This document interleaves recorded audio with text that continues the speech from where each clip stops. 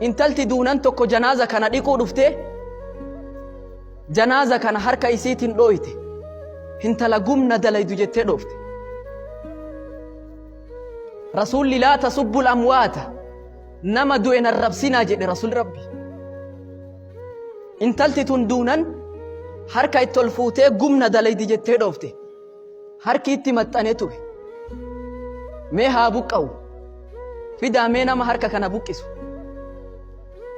gariin murtii kennee tuni jirtuudha nama du'e qaamarraa kuturra kana harka kunnee wajji awwaaluu qabna jedhan. kuni ammoo dura'uu duutee jirti qaama nama jirurra ka du'e kana kutuu wayya jette. ikhtalafa al-ulamaa irratti wal dhaban ture. namni marti wal dhabnaan xaalayaa Maalik ibnu Anas itti barreessan akkana wal dhabaa jirra ati keessatti maal jettaa jedhaniin hukmii kana keessatti. dura gaafadhaa jedhe imaamu Maalik. maaliif harki itti maxxanee gaafadhaa jedhe san booda himna akkanumatti hukmiin goonu jedhe imaamu Maalik. boodan gaafatanii maaliif harki sitti maxxane jennaan bar gumna dalaydi jedhee dhahee jennaan harki itti na maxxane jette. akkana jetti amma hoo maal jetta jedhaniin akkas taatu rabbi qur'aanatti walladhiina yarmuuna almuhsanaat ثم لم يأتوا بأربعة شهداء فاجلدوهم 80 جلدة. dubartii homaa ofirratti quban qabne namni gumna dalaydi jedhee maqaa isii balleessu 80 garafaa jedha rabbi. halangee 80 garafaa san booda harkiin buqqaa jedhe imaamu Maalik. dhufanii halangeerra dhaabani intala tana yoo 80 garafan harkiin ka'e beekumsi du'a jalaa si baraara wallaalli ammoo si ijjeessa.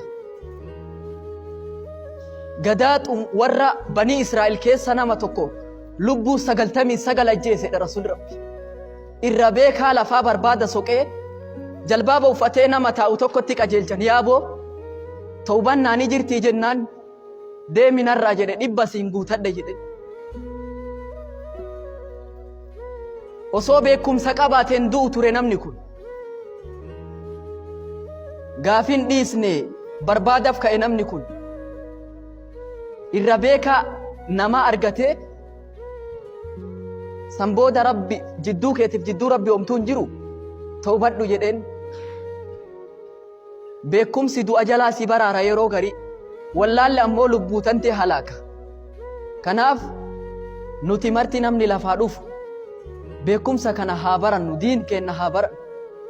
barannu malee aduwwi ofirra deebisuu hin dandeenyu beekumsa malee dubbata hin dandeenyu. namni beekumsa hin qabne wallaalan namni akka isaa namaa gad jiru hin jiru. takkaa rabbi wallaalaa ragaa godhatee hin beeku. takkaa rabbi wallaalaaf ragaa barbaadatee hin beeku. tokkochummaa isaa akka samii fi ardii tana harkaa qabu ufii ragaa ufii bahee malakaa itti aansee nama waa beeku ragaa godhate.